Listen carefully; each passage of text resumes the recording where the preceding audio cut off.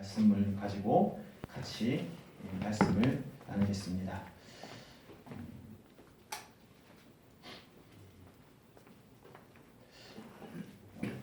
예수님을 믿는다는 것은 무엇입니까? 우리가 믿음으로 예수님의 생명을 받는 것이라고 할 수 있습니다. 예수님의 생명을 받는 것. 근데 받는 방법이 무엇이냐? 예수 그리스도께서 십자가에 거기에 죽으시고 또 그가 우리 죄를 위해서 계속하셨음을 믿을 때에 그것이 받는 방법인 줄 믿습니다. 이게 하나님께서 우리에게 하신 약속입니다. 성경 말씀은 하나님께서 우리에게 주신 약속이에요. 약속. 그러니까 이 약속은 내가 하나님과 상의해서 하는 약속이 아니라 이 절대자의 창조주 하나님께서 선포하시고 또 그대로 받아들이는 자는 그 모든 복을 받아 누릴 수 있는 줄 믿습니다. 이것이 하나님의 말씀입니다. 그러니까 이것은 내가 생각해서 이것을 내 마음대로 바꿔서 받아들이고 이거를 조종해서 계약을 맺는 것이 아닙니다.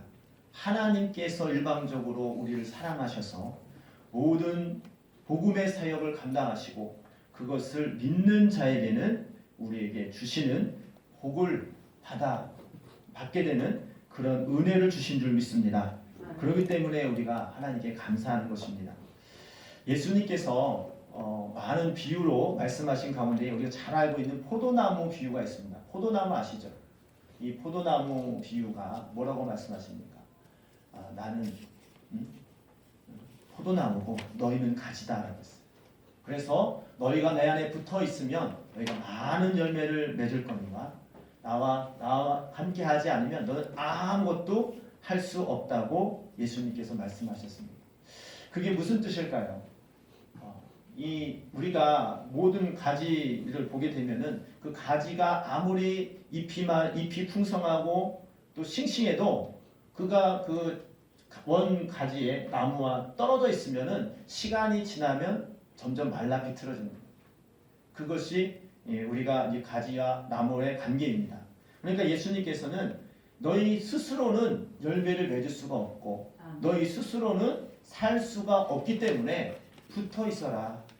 가지는 스스로가 열매를 맺을 수가 없어요. 그 나무 그 가지에 그 나무에 붙어 있어야지만이 거기에 생명을 얻고 영양소를 공급을 받아서 그가 열매도 맺고 또 이파리를 내며 많은 것을 이렇게 누릴 수가 있습니다. 그런 비유로 말씀하셨는데 이것을 또 한 번 말씀드리자면은 우리 힘으로는 너희가 어디가 하나님 앞에 갈 수 없고 아무것도 할 수 없는 것을 말하고 있습니다. 여기서 예수님께서는 예수님의 영화를 어제 보면서 이렇게 토요일 날에 잠깐 봤는데요. 모든 것을 이렇게 잘 보게 되면은 왜 동문서답을 하느냐? 이 동문서답이 무슨 말인지 알죠? 질문과 답이 틀릴 때 동문서답이라는 거예요. 이것을 묻는데 다른 거를 말하는 거예요. 동문서답이라고 하는데 뭐든지 예수님의 말씀과 세상 사람들의 말은 앞뒤가 안 맞는 그런 질문들과 대답을 많이 합니다. 근데 왜 저런 것을 보고서 당연히 이상하다고 생각을 하죠? 우리가 예수를 믿는다는 것은 그런 것을 볼 때에 우리 생각으로는 또 우리 힘으로 우리가 연구하고 또 우리가 고민해서는 알 수 있는 게 아니구나. 오직 하나님의 생명의 공급함이 지혜가 있을 때에 그것을 알아들을 수 있고 또 그것을 또 용납할 수 있고 또 그곳에서 생명을 얻을 수 있는 줄 믿습니다.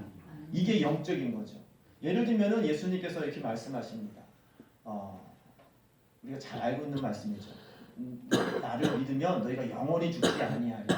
만약에 죽어도 다시 살아나리라 이렇게 말씀하십니다. 근데 생각하기를 예수 믿는 사람은 안 죽습니까? 죽은 사람이 어떻게 다시 살아납니까? 우리 육신의 생각을 하는 사람은 이해가 안 되는 겁니다. 그래서 왜 이해가 안 되느냐? 예수님이 말하는 세계와 우리가 알고 있는 세계가 다르기 때문입니다. 무엇이냐? 하나님께서 이 세상의 창조의 섭리 가운데 딱 정한 것이 있어요. 육으로 낳은 모든 생명체는 한 번 죽는 것이 정해져 있습니다. 믿습니까? 한 번 죽는 것은 정해져 있어요. 그런데 예수님께서 말하는 이 죽음이라는 것은 육신의 죽음을 말하는 게 아닙니다. 영혼의 죽음을 말하는 거예요. 영혼의 죽음이 무엇이냐? 하나님의 영광에 이르지 못하는 것을 죽음이라고 표현하는 겁니다. 그러니까 죽음이라는 것이 여러 가지가 있어요.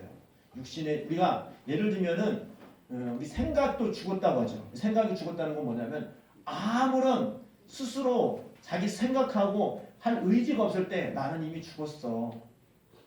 나는 이미 할 마음이 없어. 이걸 죽었다고 하죠. 우리가 또 게임을 할 때도 누가 죽었어 이렇게 하잖아요. 게임이 끝나면 죽었다고 합니다. 이 죽었다라는 것은 무엇이 끝났다, 단절되었다 할 때의 죽음이라고 표현합니다. 우리 한국 사람들이 죽음이라는 말을 할 때에, 그렇죠? 게임할 때도 너 죽었다. 게임이 끝났다는 거죠, 그렇죠? 우리 인생이 끝났다는 것도 죽었다. 내가 할 의욕이 없다라는 것을 죽었다라고 표현합니다.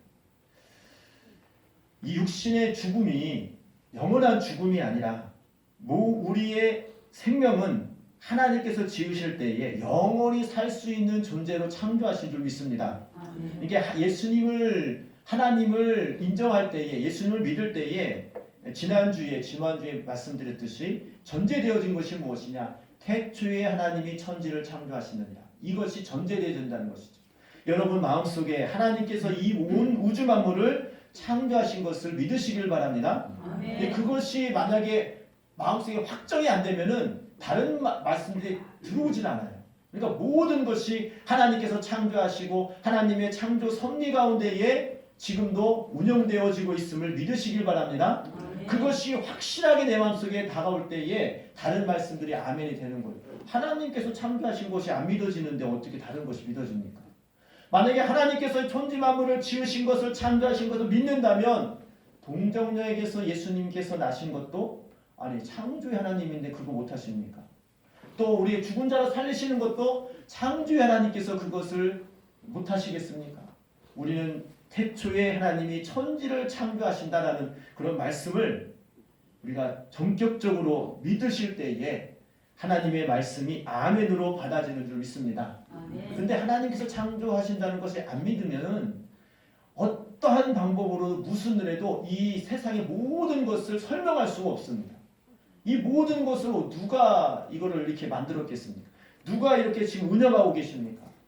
우리의 하나님이신 조물주이신 창조주 하나님께서 만드시고 지금도 살아계셔서 운영하고 계시는 줄 믿습니다.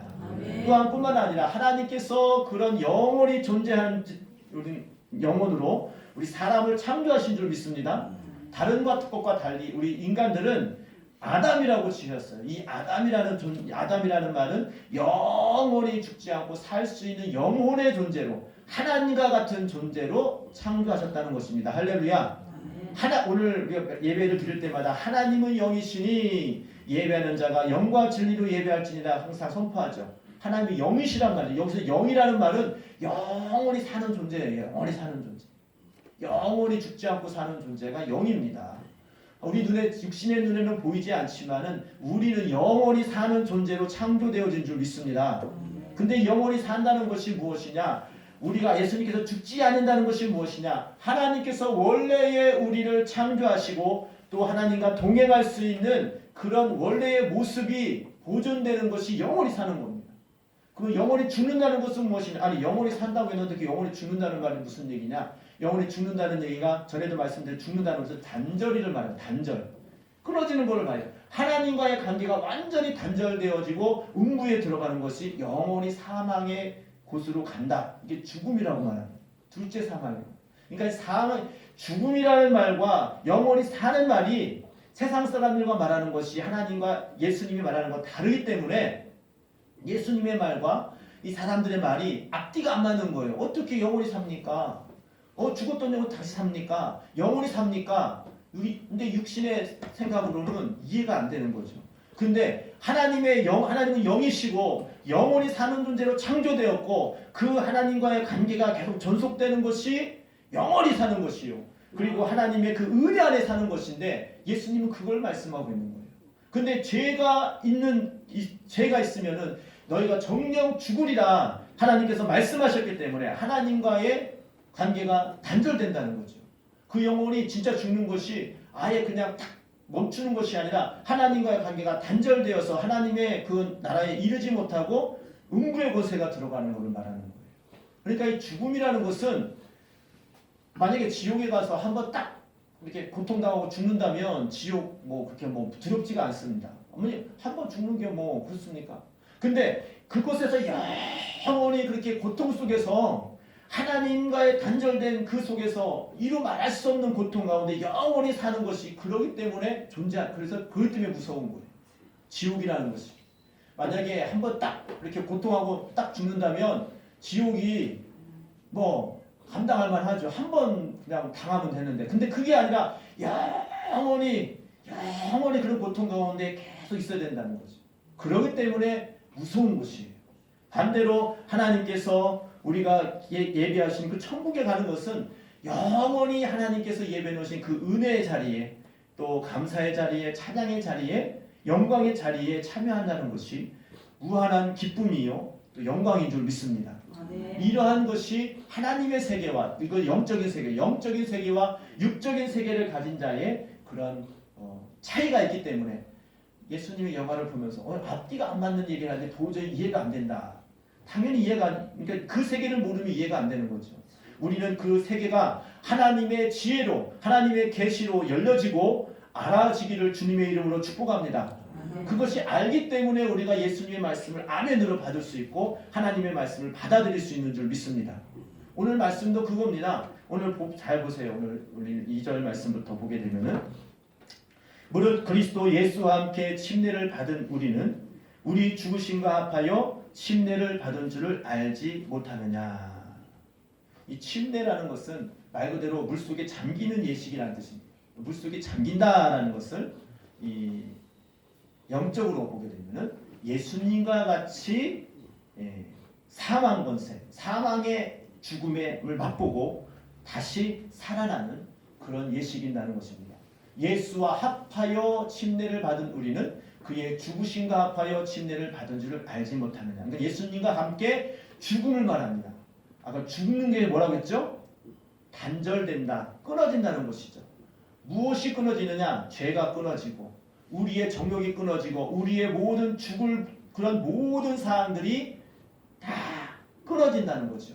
예수님이 죽으심으로 말미암아 우리도 같이 주님과 함께 죽을 때에 물속에 들어갈 때에 이제는 옛사람 그리고 내 마음대로 살았던 그런 모든 죄악들이 이제 나와 완전히 단절되어지고 이제 끊어지는 그러한 고백인 줄 믿습니다. 예수님이 죽으심이 그의 대속하심이 죄의 삭은 사망이거든요. 근데 그 사망을 예수님께서 대신 감당하신다는 그런 믿음으로 같이 물속에 들어가는 거예요. 나도 죽습니다.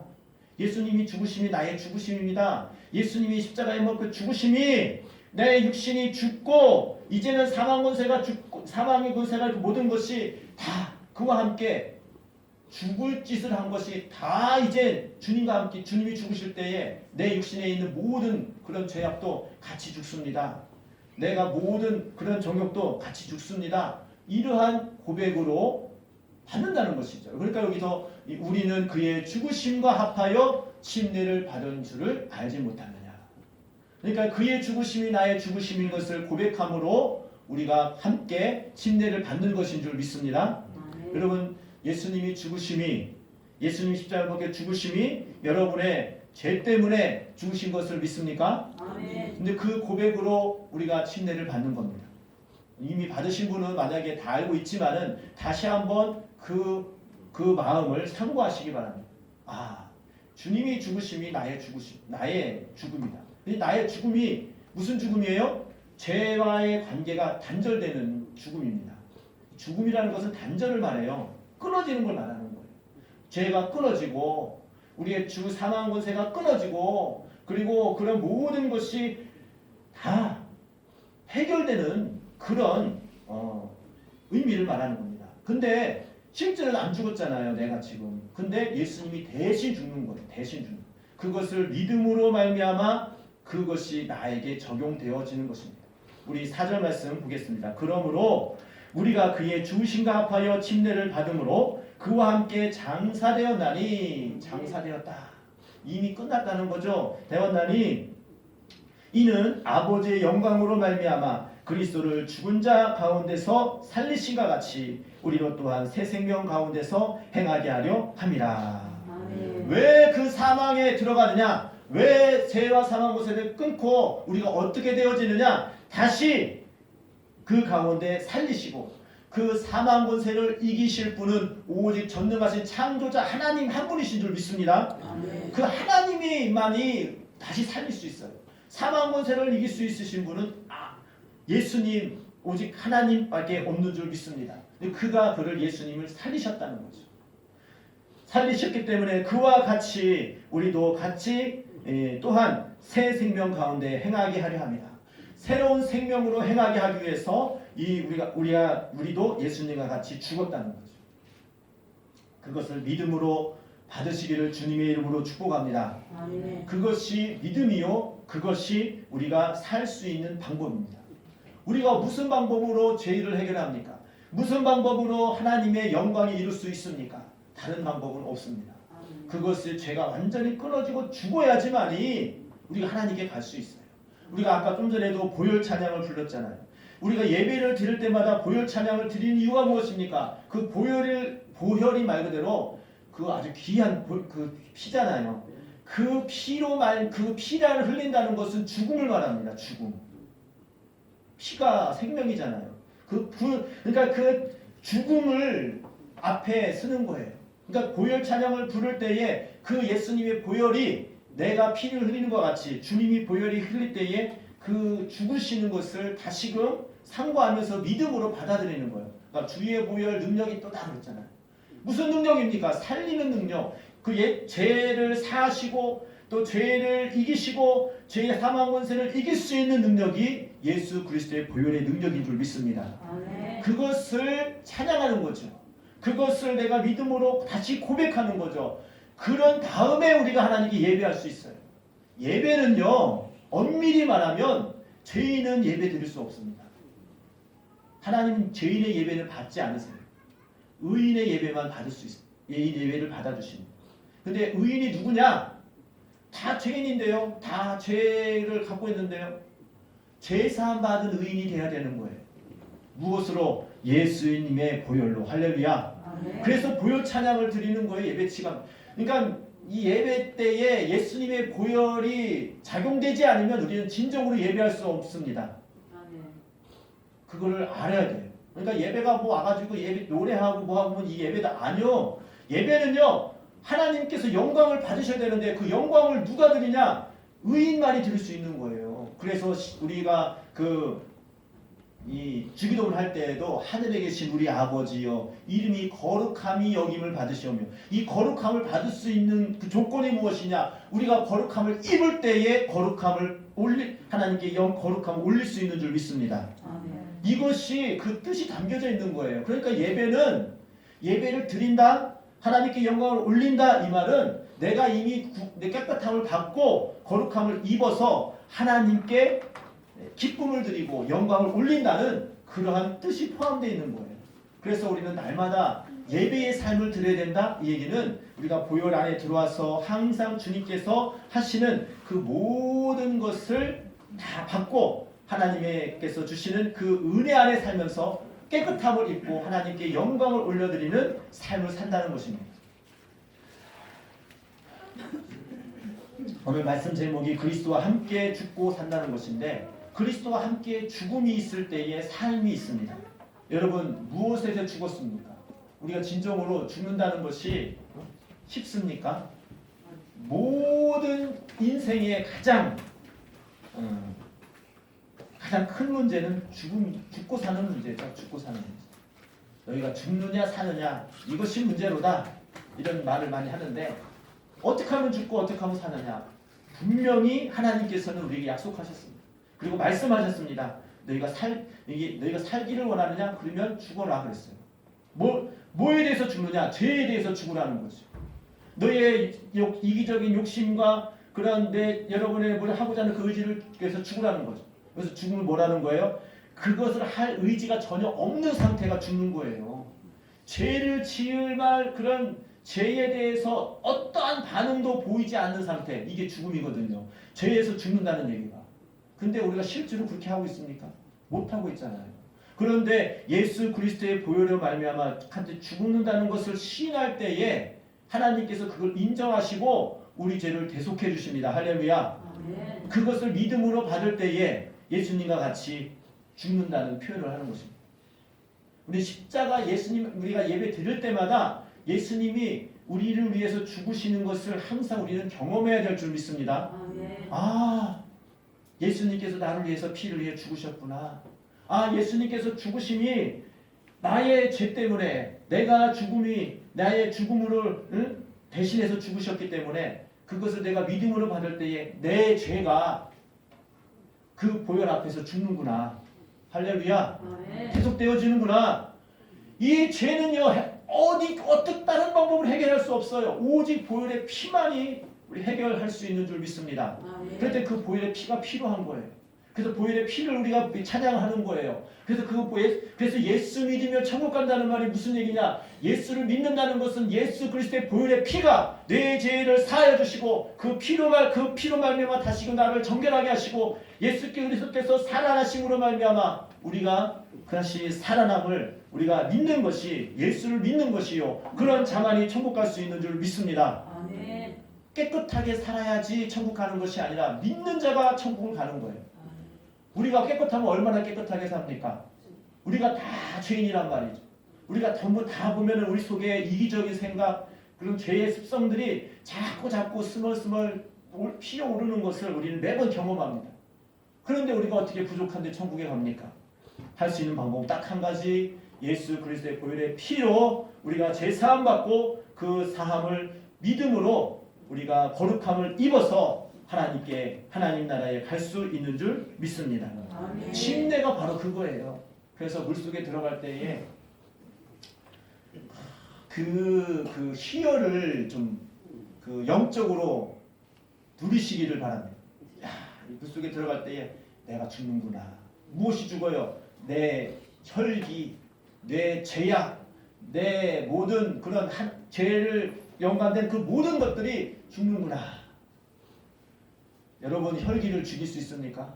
여러분 마음속에 있는 그런 죄악 습성을 죽일 수 있습니까? 아무리 노력해도 조금만 옆에서 욕을 한다든지 조금만 옆에서 막 이렇게 막 찔러대면 다 올라오죠. 이거 어떻게 죽여요? 어떻게 해결합니까? 근데 주님이 죽음으로 그 죄와 이제는 나와 상관이 없고 하나님의 그 거룩하심을 다시금 은혜 안에 들어갈 수 있는 그런 존재가 되어지는 것이 얼마나 감사하고 얼마나 복된 일인지 모든 것이 하나님의 은혜인 줄 믿습니다. 아멘. 침례를 그렇게 받는 거예요. 침례를 물속에 들어갈 때. 그래서 물속에 들어가기 두려워요. 이렇게 하실 수 있는데 근데 그 은혜가 많으면요 그런 건 문제가 되지 않습니다. 은혜가 많으면 주님이 죽으심이 나의 죄의 죽음과 연관이 있습니다. 내가 들어갈 때에 주님의 그 죽으심이 나의 죽음으로 고백해지고 또 대속되어지는 그런 은혜가 있게 하여 주옵소서. 다시금 믿음으로 고백하는 귀한 시간이 되기를 주님의 이름으로 축복합니다. 아멘. 여기 쭉 보니까 또 5절 말씀, 만일 우리가 그의 죽으심과 같은 모양으로 연합한 자가 되었으면 또한 그의 부활과 같은 모양으로 연합한 자도 되리라 그랬어요. 아멘. 여기서 연합이라고 했어요. 연합. 하나가 된다는 거죠. 하나. 예수의 영과 우리가 하나가 되는 거죠. 포도나무의 가지가 포도나무 원가지와 가지를 따로따로 부르지 않죠. 저거 포도나무네 딱 불렀어요. 이 포도나무라는 그 말 속에 원 가지가 있고 원 기둥이 있고 가지가 있잖아요. 그걸 따로따로 구분해서 부르진 않잖아요. 하나로 통합하잖아요. 통합. 예수님과 우리가 하나로 통합되어지는 이 연합이죠. 연합입니다. 그 연합이 되어서 그 가지 자체는 스스로 살 수 없는 존재지만 붙어 있음으로 인해서 살아있듯이 예수님께서 살아나심으로 우리도 같이 살아나는 그런 은혜가 있게 되는 줄 믿습니다. 아멘. 그것이 바로 부활입니다. 그것을 믿는 믿음으로 우리가 살아가는 줄 믿습니다. 그럴 때에 물속에서 올라올 때에 주님께서 무덤에서 올라와서 부활하셨듯이 나도 죽었다가 이 죽음은 내 죄에 대하여 죽음이고 내 사망의 그런 모든 죄에 대한 관련된 것이 죽음이고 다시 올라올 때는 이제는 주님께서 다시 부활 무덤 속에서 일어나신 것과 같이 나도 그 부활에 동참하는 은혜를 받습니다. 라는 믿음의 고백인 줄 믿습니다. 아멘. 그런 부활의 기쁨이 있는 사람은, 그러한 믿음이 있는 사람은 이 세상에 살면서 항상 주의 은혜에 감사하면서 하나님께 영광을 올려드리는 그런 고백이 나오는 줄 믿습니다. 아멘. 우리가 보통 보면은 믿음 생활할 때에 왜 낙심하느냐? 이러한 믿음이 흐려지는 사람은 낙심해요.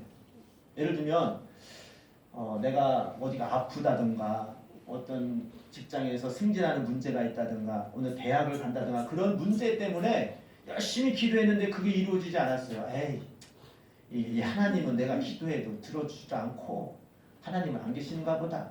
이렇게 낙심하거든요. 근데 물론 우리 인간이기 때문에 그럴 수 있습니다. 그런데 그거는 어찌 보면은 작은 일입니다. 작은 일이죠. 우리 가장 큰 일은 무엇입니까? 오늘 본문에 있는 것처럼 예수님께서 죽으심으로 말미암아 나의 죄를 대속하시고 그가 살아나심으로 나도 부활하는 그런 은혜가 확고히 충만하게 있다면 그 작은 일 때문에 낙심하지 않습니다. 물론 실망할 수 있죠. 하지만 그보다 더 큰 은혜를 받았기 때문에 하나님 그럼에도 불구하고 하나님은 나를 사랑하시고 나와 함께 하시니 나에게 더 좋은 은혜로 인도하여 주실 줄 믿습니다 하고 이겨나가는 줄 믿습니다. 아멘. 우리는 그런 믿음을 갖고 있어야 돼요. 흔들리지 않는 믿음이 내 육신에 잘 되고 안 되고를 떠나서 우리 영혼의 문제를 해결하시고 우리의 모든 것을 담당하시는 주님의 그 은혜를 기억할 때에 내가 육신에 좀 잘 되고 못 되고 떠나서 약간은 요동할 수 있죠. 우리 사람인지라. 그런데 그 원뿌리가 전체가 흔들리는 것이 아니라 잠깐 동안 털고서 일어날 수 있는 그러한 믿음의 소유자가 되는 줄 믿습니다. 그것이 우리의 믿음이죠. 그게 진정한 믿음인 거죠.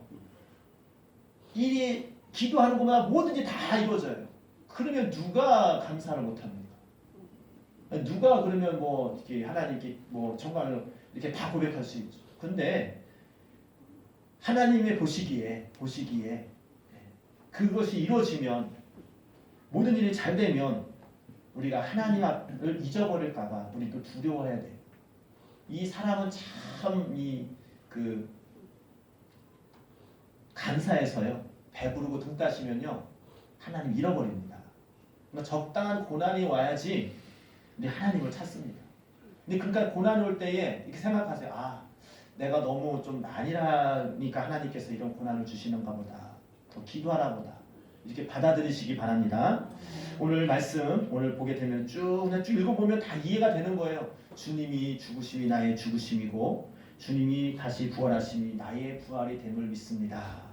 주님과 연합을 고백할 때에 그것이 주님과 동행하고 또 주님과 하나가 되고 또 주님께서 그 포도나무 비유의 마지막에 뭐라고 말씀하십니까? 네가 내 안에 내가 그 안에 그와 더불어 먹고 그러니까 예수님이 내 안에 계시고 우리가 또 예수님 안에 있고 이렇게 고백하잖아요. 그러면 이게 뭐예요? 하나가 된다는 얘기예요. 하나가 된다.